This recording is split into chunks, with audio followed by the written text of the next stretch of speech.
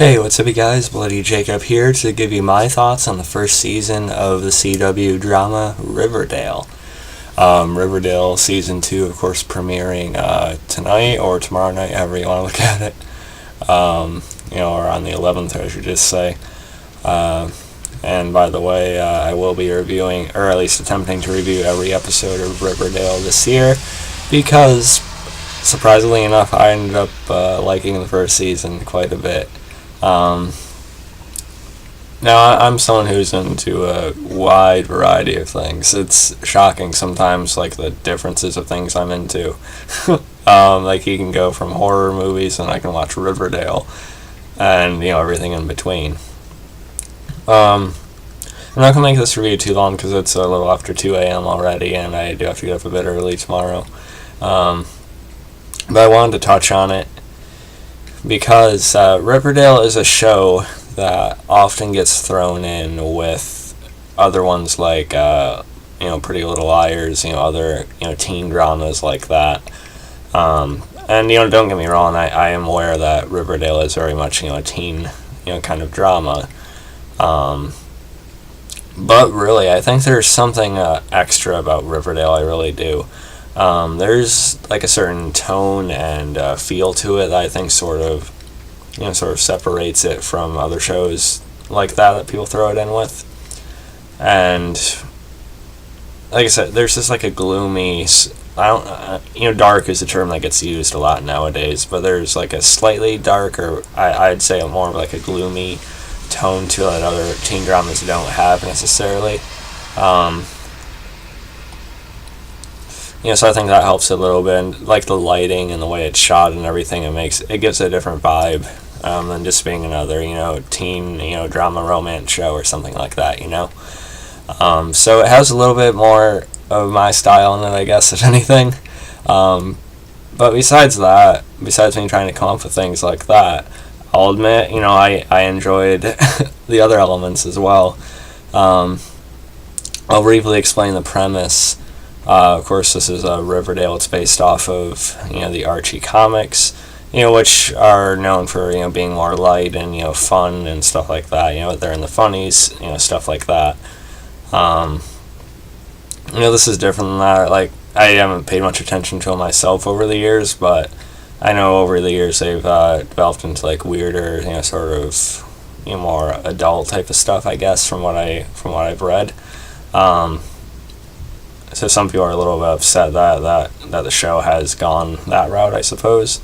But either way, again, I enjoyed it.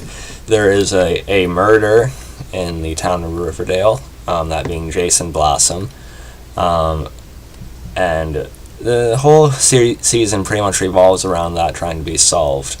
And this isn't a town of, just long storied, family feuds and, rivalries and stuff like that. So you got the Blossoms pointing fingers at, like, the Coopers, or, when Veronica and her mother, Hermione, arrive in town, they're brought up into question, their connections and everything, Hermione, Herman Lodge or whatever. So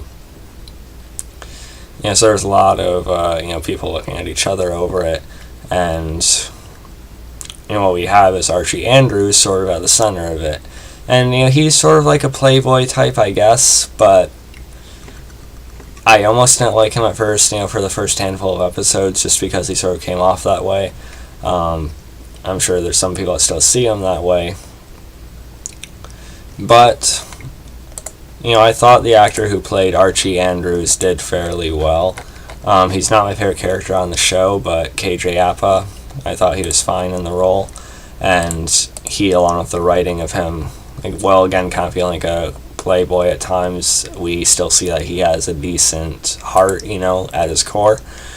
My favorite character, though, however, was Veronica Lodge, played by Camila Mendes.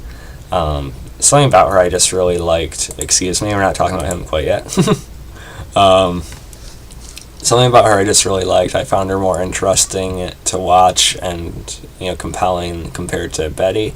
And I think Betty's fine as well. The actress who plays her does fine too. But, Veronica I just found to be more compelling. She is sort of a mean girl turned, good, I guess. But as she explains on a few occasions, she used to be like Cheryl Blossom at her old school. She used to be one of those kind of stuck-up rich girls. That would make life a living hell for, less popular girls in school and everything. But due to her family's reputation, due to her father being put in prison, it's caused her to sort of rethink how she's been handling her own life and how she's presented herself. And so she's trying to be better. Hence why she's hanging out with Archie and the others. They're starting to sort of ground her in a way that she wanted. I think this is really her genuinely changing, though. I don't think she's manipulative or trying to hide anything else about her. I think she's genuinely trying to be a good person, and I think she is changing for the better.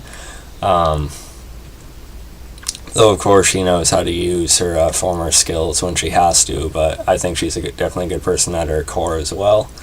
And while we're still talking about Veronica, I did like her relationship with her mother as well, the actress I also thought did a good job playing her too. Let me just see if I can find her name real quick. Just give me a brief second here.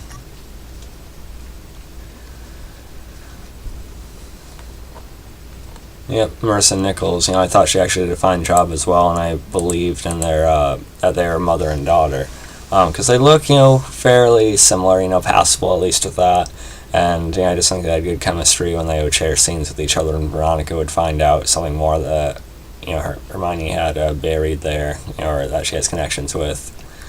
So I thought that was good as well with them. But my other favorite character on the show is Skeet Ulrich's character, F.P. Jones. Of course, he being the father of Jughead. I like Jughead as well. Sprouse. A lot of people know him from Zack and Cody. I didn't watch Zack and Cody much. I didn't realize it was him until my girlfriend mentioned it to me. But I was impressed. He's definitely one of the better young actors on the show. So it was good to see him, but I especially liked FP, his father. Skeet Ulrich, I liked him in a drama that was canceled a good few years ago called Jericho. Of course, a lot of people know him from Scream as well. I think he's just a very good actor, and I was happy to see him on this. And I was very, very pleased with the development of him during the first season, and sort of the arc he had with Jughead. I thought it was really well done. You got to show the acting chops he does have, and he was honestly one of my favorite parts of it besides Veronica. So yeah, I like that they didn't make him out to be the villain in the end. I'm glad that it turned out that he was framed, and I like that final scene he has with Jughead in the cell. Admitting to everything he's done, and made you feel really attached to him. But at least they found out they didn't kill Jason. He's at least somewhat trying to change, and I like that they didn't make him out to be a dick, and that's it. So I'm eager to see him more, if he ever gets released, during the series or something, I don't know. I'm sure we'll still see more scenes with Jughead visiting him and such, so I think that'll be really good. But I was just pleased with, like I said, how that developed over the season. So, then you also have a character like Cheryl Blossom, who I liked a lot more than I thought I would by the end of the season. She has a lot of varied issues as well with her parents. Her parents, of course, the Blossoms, looking like, goth, vampires, dressed in, crimson red and such. Just she has a lot at stake too, with what happened to Jason, her brother, and everything, a lot between them. As well as just lingering issues between her parents that's not necessarily publicly known. So I thought she was a pretty dynamic type of character as well. So yeah, those are the characters I sort of wanted to spotlight in this. And like I said, I also liked Betty. I just sort of found her a bit dull compared to the likes of Veronica and such. But the actress does fine, don't get me wrong. And again, the actress who plays... the actress who plays Betty's mother, I also thought did fine as well. All the parents do really well on the show, and I also wanted to mention Luke Perry, who plays Fred Andrews, Archie's dad. He's definitely one of the best on the show as well. I haven't seen much of his acting, but he does really well on this. You believe that he's this really good role model for Archie, and he's really trying to do the best that he can. So I enjoyed him on the show too. Okay, yeah, I think that's it for the characters I want to spotlight. But yeah, I just think this is honestly a really enjoyable show. Some people might say, "Oh, you're into this, teen drama. It's such a waste of time and everything." But honestly, I just really enjoyed it. Like I said, there's just this extra feel about it, and I can't help it that I like some of the characters the way I did. And I think anyone could watch some of the FP scenes and sort of, like them or appreciate Skeet Ulrich's acting at the very least. So there's some of that, like, genuine element you can sort of appreciate about the show. And I found it addicting.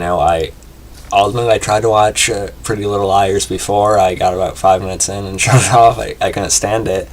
But somehow I watched a whole season of this and I'm ready for season 2. So there's something special and something a little bit different about Riverdale. I think the season just got better and better as it went along. The story with Archie and the teacher, Mrs. Grundy, I thought was okay. I'm kind of glad they didn't have that last the whole season though. I think like I said, I think the show got better and better. I didn't really care too much for Veronica and Betty's feud with the jock. He was, just a complete arrogant jackass for, doing what he and the rest of the jocks did with, the book and everything. But, I still thought I just found it to be kind of contradicting that Veronica would, kiss him on the first date and such. That's still a little bit weird, even if they didn't, have sex. It still came off, kind of much from her end. I didn't mind him seeing, I didn't mind seeing him be a victim of, like, Dark Betty and such, but... Betty could be kind of cringy when she went into that mode, honestly, but I don't know, good for her. I feel like I'm gossiping talking about these characters for some reason. It's a weird effect the show has, I guess. Like I said, I really liked Veronica throughout the season, and I like that her and Archie ended up being the main sort of romantic focus by the end of the season. I didn't mind the Jughead and Betty pairing either. I think they ended up having better chemistry together than the actress who played Betty did with KJ Apa. And like I said, I liked Archie and Veronica together. One of my favorite episodes, I think, was episode 10, or right around there, the episode where they had that party for Jughead. And Veronica and Archie, they sort of end up sleeping together. It's sort of like unconfirmed whether they did or not, but Veronica stays overnight. And when she wakes up, you just sort of see her... sort of taking it in and looking at Archie in a certain way. It felt really sweet and sort of touching in a way. I like the music on the show as well. I like the main theme that you hear playing the credits and everything. I don't know, it's really cool. It's like uplifting, inspirational. I don't know, it's better than I thought it would be for the show. And I thought the scenes of Archie singing and such were fine as well. I like when Veronica joins him on the occasions she does. So yeah, I could keep talking about this show. I do think some of the Pussycat stuff is unnecessary at times, like Archie's romance with them. Again, I wish they kind of cooled down on that. Let's keep it Veronica and Archie focused, shall we? I am eager to see Veronica's dad introduced in the second season. I think that could be a really interesting dynamic for that. There's plenty to explore there, I'm sure. So yeah, Riverdale. Really enjoyed it, honestly. I know some people will kind of look at me funny for saying that, but again, I'm not one that really hides what I love anymore. I think if there's something that brings you joy and it's right, I think you should really just embrace it. So yeah, if I had to rate Riverdale season 1, I'm putting it somewhere in the B range. Probably around a B plus, honestly. At first I was thinking, come on, B minus, but I can't deny how much I got into certain stuff, and I was fairly engaged, towards the final few episodes, so, yeah. So if you guys enjoyed this video, you can follow me on Facebook, Twitter, subscribe. I'll catch you guys next time. Peace. Oh yeah, and it ends in pretty dramatic fashion with, Fred being shot, in front of Archie. I don't think Fred's killed off. I think he's going to be taken to the hospital, but I still think it'll be a traumatic experience for Archie. Maybe I'm wrong. They killed him off. I don't know. But I'm hopeful because they didn't fully show the end result. So, we'll see. Anyway.